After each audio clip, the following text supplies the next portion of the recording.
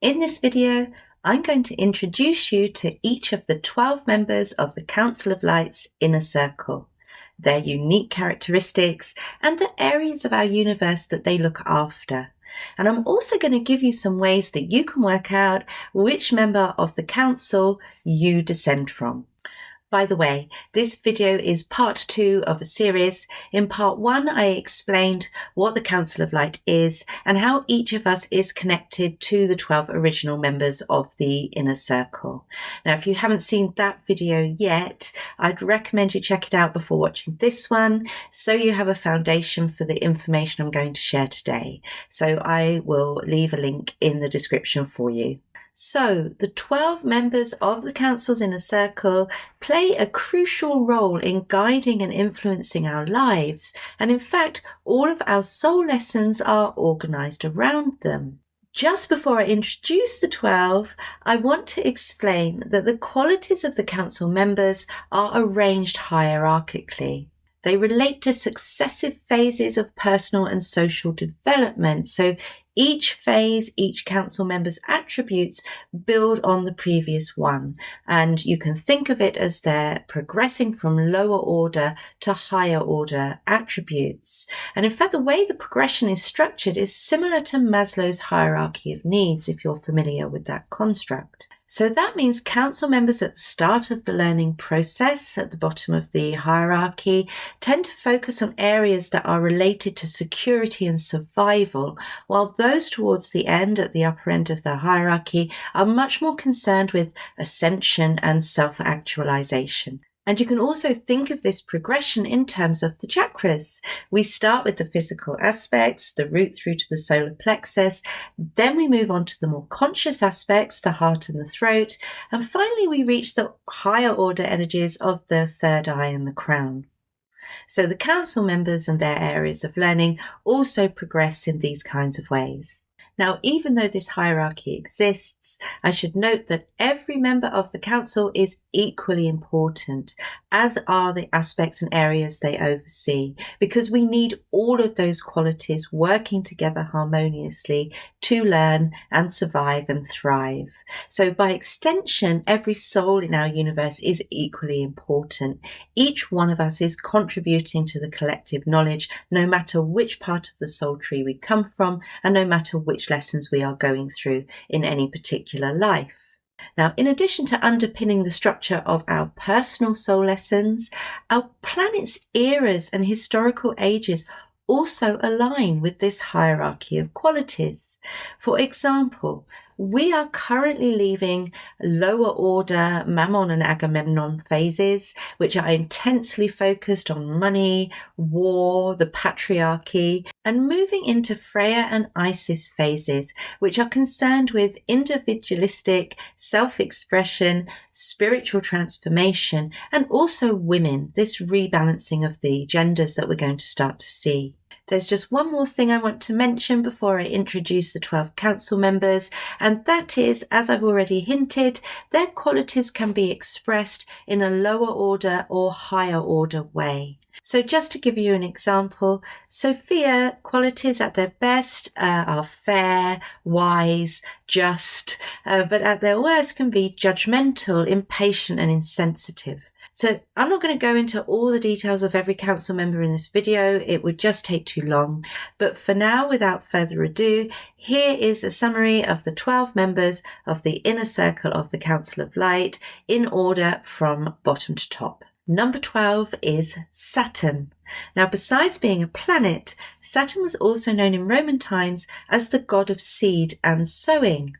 Now, this fits perfectly because he's in charge of foraging, agriculture, husbandry, and also sort of the building of simple shelters. He looks after fire, springs, primitive wells, basically all of these things that humans need to survive. Now, this makes sense in terms of the hierarchy, of course, because our top priority as animals is to feed and shelter and protect ourselves. Now, Saturn is really popular in the higher dimensions because he's very peace-loving and jovial, and he prefers the simple life. Descendants of Saturn tend to be fairly unambitious, and they prioritize life over work, and that actually is a great skill to have. Number 11 is Shakti, a senior goddess in the Hindu tradition. On the council, she's responsible for religious and societal systems, how people behave and interact as a group. She values structure and rules, but she also believes in the collective potential for love, support, and harmony. Now, Shakti is super clever, but she can be a bit impatient.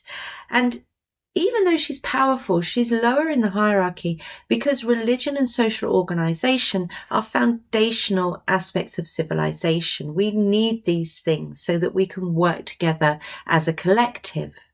Now, people descending from the Shakti branch of the soul family tree often have very fine bone structure with high cheekbones, and they are often naturally slim. Number 10 is Agamemnon.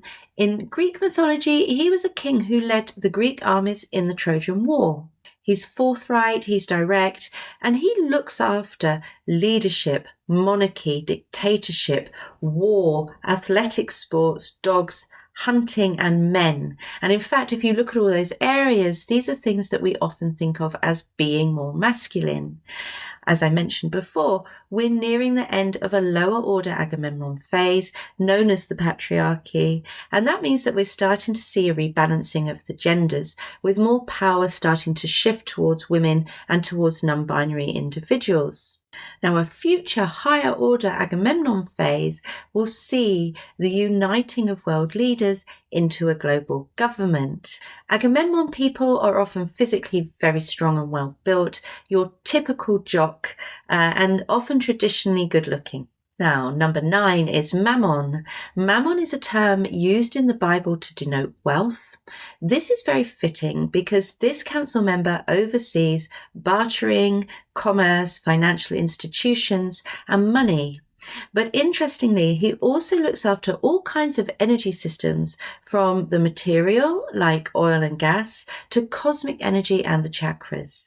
So a higher order Mammon is associated with love, the fundamental energy that underpins our universe.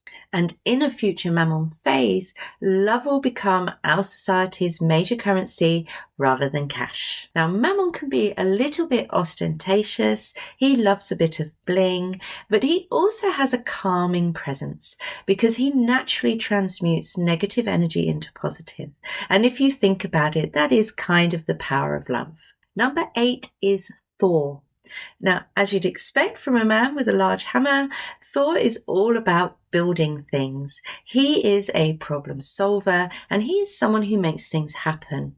He looks after industrialization from an engineering point of view, and also the implementation of infrastructure like roads and railways. It's easy to think of Thor as a destructive force because of the way humans have altered the planet in our time through industrialization, but actually a higher order Thor era in the future will be intensely focused on how we work harmoniously with the planet to create sustainable ways for humans to live. Now, the Thor character is very direct and similar to Agamemnon in a lot of ways. In fact, they're best buddies. People from the Thor line of the soul family tree tend to be muscular and stocky, sometimes a little shorter than average, and they can be a bit of a bull in a china shop. Number 7 is Michael the Archangel. Michael is very active in the Earth Project. I have an online survey of awakeners, and that tells me that over a third of people in the awakening process have had contact with Michael. And that's because he protects people in the early stages of spiritual awakening until they're spiritually grounded enough to protect themselves. Michael values order and efficiency. He looks after institutions, government machinery, policing, IT, technology, and architecture. He works very closely with other council members to provide structure for their project. People from the Michael branch of the soul family tree are often very good looking in a classical way, and they tend to be either on the short side or taller than average. They also often have blue eyes if they're from the West. Number 6 is Isis. She is a fun-loving and humorous soul, and she is very popular in the higher dimensions. She has a bit of a younger sibling vibe, if you know what I mean. She looks after metaphysical arts, healing, sex, death, spiritual transformation, cats, and feminine powers. Now, Isis loves teaching, and many Earth teachers come from her branch of the soul family tree. She's the counterpart to Agamemnon, so she's focused on what we consider to be female aspects, whereas he looks after male aspects. We're just starting an Isis phase. We're moving towards a more spiritually driven society, and that's crucial for Earth's protection and our collective enlightenment.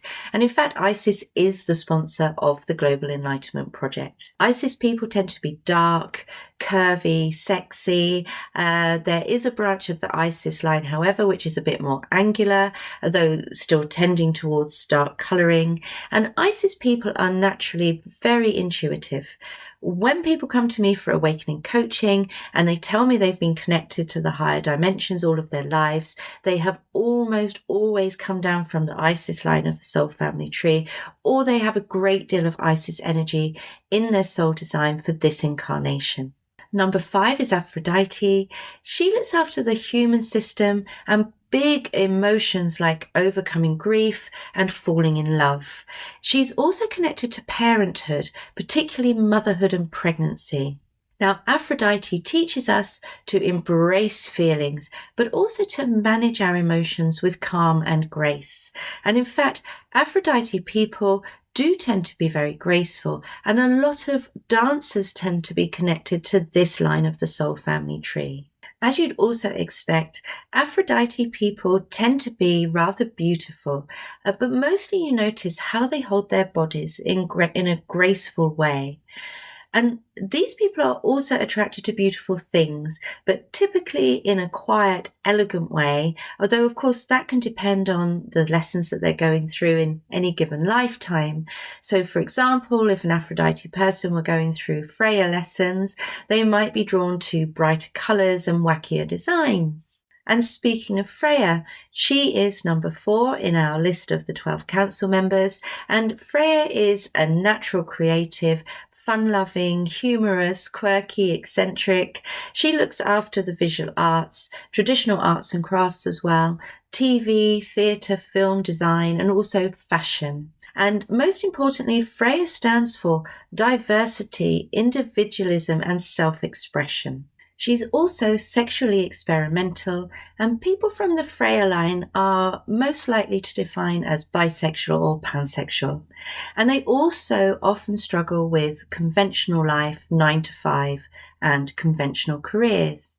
Now we're moving into a Freya phase right now with far more acceptance of diverse societal segments and a focus on individualism. You can often spot Freya people by their eccentric style. They just don't feel like they're themselves unless they've mixed it up a bit. But they also have a tendency towards red hair and fair colouring. When I come across very pure Freyas or souls with a lot of Freya energy in their soul design, they are often auburn in colouring. Number 3 is Sophia. Sophia represents ultimate wisdom, and she oversees justice, law, language, literature, philosophy, science, maths, and formal education. She and her team also created the plant kingdom, and Sophia people tend to have a particular fondness for nature. Sophia is the Holy Ghost in Christian tradition, but she's been written out of the religious texts, so there's no real understanding of what is meant by the Holy Ghost in our time. And this was a strategy used by the patriarchy during the Agamemnon phase to help take power away from women, and that's just part of the game of life, which of course we're all playing, whether we're aware of it or not. But even though Sophia was written out of the traditional church, she is still celebrated in the Gnostic tradition. Sophia is wise, pragmatic, analytical, logical, and direct. In fact, she's sometimes a little bit too direct. So Sophia people, when they incarnate, they often have to learn to be more diplomatic to be accepted in our 3D society as it is today. But they also love to learn, Sophia people, and they usually go into higher education or adult education. Now, physically, people from this branch of the soul tree, in my experience, can be very diverse. There isn't a clear pattern, but I have noticed there's something in the eyes which tend to exude intelligence. Now, Sophia and Om, who I'll talk about next, between them, they sponsor the overall Earth project. So they are heavily invested in the well-being of the human race, on all of the Earths in our universe, and they are in fact Earth specialists. So you do find a lot of Om and Sophia people incarnated on this planet. Joint number 1 is Om, just like the sacred sound we use in yoga and meditation practice. And in fact, the word Om means love. Now, this council member represents ultimate compassion, and he is known for being exceptionally gentle and patient. Notable characters from history like Jesus and Muhammad and Krishna, which are, by the way, all incarnations of the same soul, descend from Om. They are Om people. And in fact, Om is the soul that we in this universe think of as God the Father in Christian tradition, or Allah in the Islamic tradition, and so on. Now, Om oversees higher emotions like compassion, kindness, humility, and forgiveness, as well as looking after charities, the animal kingdom, and children. Om is also associated with cooking, and you'll find if you invite him to guide you in the kitchen, especially if you're clairaudient so you can hear him, he will help you improve your recipes. Also, slightly counterintuitively, Om is exceptionally brilliant at business. Now, Om and Lucifer are twins, and they are the most powerful souls in our universe, with the exception of Athena, source energy, of course.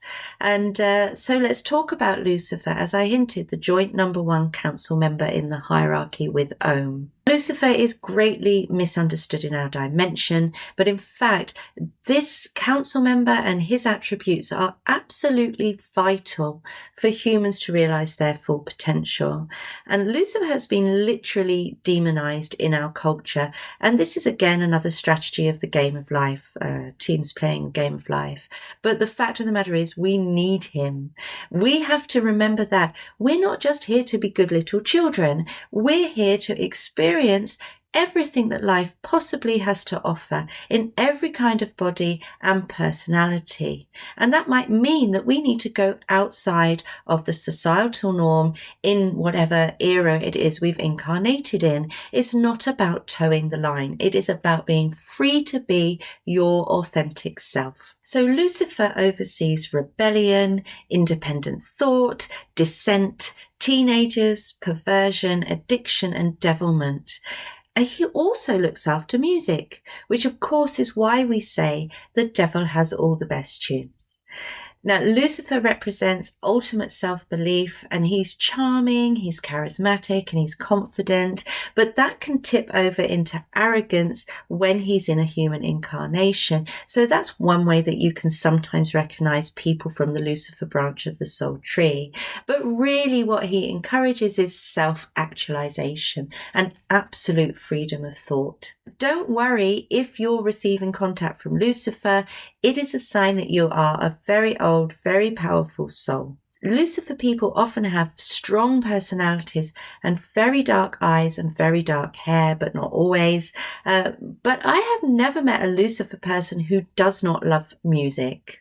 If you suspect you're down from Lucifer on the soul family tree, please embrace your heritage and feel free to live authentically outside of the boundaries of today's society, if that's what it means for you. Now, you might be wondering why you recognize so many of the council members' names, because we know them already from myths and legends and religious tradition. Well, this is entirely deliberate, and it's designed to help us recognize council members when they reintroduce themselves to us in this dimension as our collective consciousness elevates. It means that we have a point of reference we can go to. So if you're going through a spiritual awakening, as so many people are now, it's possible you'll be contacted by one or more council members. They may appear in dreams, in meditation or other trance states, and you may also receive some synchronicities around their names. Council members often send bird signs as messengers, and each one of the 12 is associated with a particular bird, as I explain in this video.